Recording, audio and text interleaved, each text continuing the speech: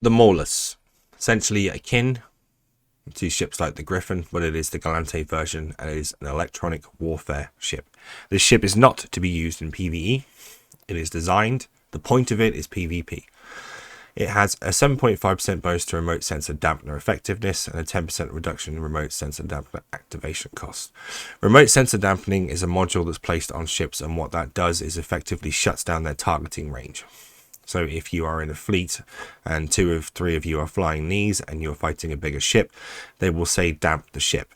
Dampening the ship will effectively shut down its lock range to the point where it can barely target anything other than up to 1,000 to 10,000 meters. If your ships are all moving outside of that range, it is absolutely powerless to do anything against you.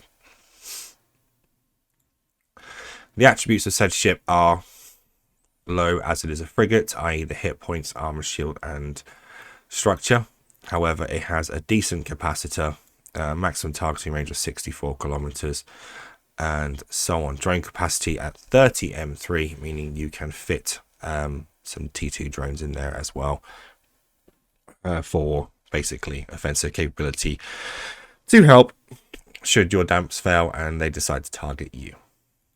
The fitting of said ship has 2 high slots, 4 medium power slots, and 3 low power slots. The reason it has 4 medium power slots is that is where you will put your sensor dampening modules. There are lots of different fits for this, so I'm not going to say that there is an absolute fit for this, but the medium power slots is where the action is at. The skills for said ship are Galante Frigate 1 and Spaceship Command 1. Any new Galante player will be able to fly this thing straight off the bat as soon as they enter the game. No training will be necessary. However, in electronic warfare, mastery level is important. If you choose to go into mastery, i.e. this sort of gameplay, you need to make sure that your mastery level is at 3 or 4 minimum. The mastery levels are not a joke and they're not achievement points.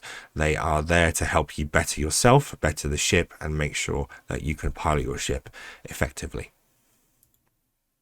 The variation of these two is the Carries and the Maulus Navy issue.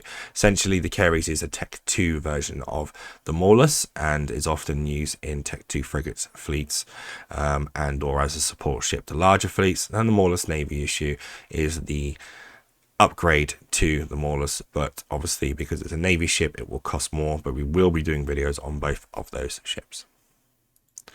The industry side of the Maulus is a very simple thing.